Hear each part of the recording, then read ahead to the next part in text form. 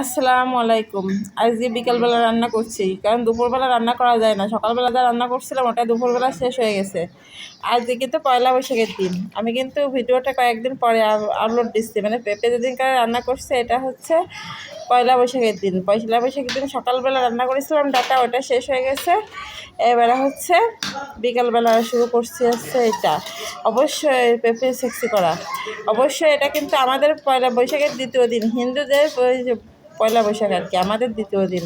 ওরা তো আমাদের একদিন পরে করে সেদিন। যাই হোক, এই যে আমি এসে এই যে পেঁপে সেক্সিটা তেলে দিয়ে দিচ্ছি, আর আমার ছেলে ওইখান থেকে আমাকে ডাকছে আম্মু আম্মু বলে কে দেখে যাও রাস্তাতে কি যাচ্ছে, আমি বলে কি কি বলে কি ঘোড়ার গাড়ি যাচ্ছে। কয়েকদিন আগে চিড়িয়াখানায় নিয়ে গেছিলাম, আপনারা জানেন। সেই চিড়িয়াখানায় যে ঘোড়ার গাড়ি দেখে আসছে, এখন সে ঘোড়ার গাড়ি ভালো করেই চেনে। যাই হোক, আমি এটা তেলে না দিয়ে দিতে পারছি না, এটা একটু জিরে দিচ্ছিলাম আর একটু সরিষা আর তেজপাতা দিয়ে ফোড়নটা দিয়ে নিচ্ছি। ফোড়ন আমি অবশ্যই ফোড়ন বলি না, মানে খুলনার লোক ফোড়ন বলে না, বলে কি তেলে দেওয়া। কিন্তু আমি দেখি অনেকখানে ফোড়ন বলে, তাই আমি ফোড়নটা বলে দেখলাম কেমন লাগে।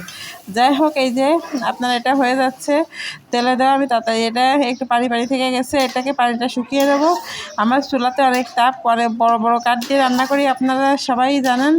যাই হোক, এই যে পেঁপে সেক্সিটা করছি, এটা যদি আমি এখন রেখে চলে যাই তো তলে লেগে যাবে। এই যে অনেকটা পানি কমিয়ে গেছে। এবার হচ্ছে আমার পেঁপে সেক্সিটা হয়ে গেল, আমি এটাকে আগুন লিবে রেখে গেলাম। এই যে ঘোড়ার গাড়ি, আমি দূর থেকে ভিডিও নিচ্ছি, দেখাতে পারছি না। এই দেখেন মোটামুটি এই যে দেখা যাচ্ছে একটু একটু ঘোড়ার পা, ওই যে সামনে ঘোড়ার গাড়ি আর পিছনে মোটরসাইকেলের বহর, অনেকগুলো মোটরসাইকেল নিয়ে যাচ্ছিলো। যাই হোক, অনেক শব্দ করতে করতে যাচ্ছিলো আমাদের বাড়ি থেকে। ওই যে ঘোড়ার গাড়ি চলে গেল, ফাঁক দিয়ে একটু একটু দেখা গেল আমাদের বাড়ির থেকে, শব্দ শোনা যাচ্ছিলো, যার কারণে একটু ভিডিও করে দিলাম। আজকের মতো আল্লাহ হাফেজ।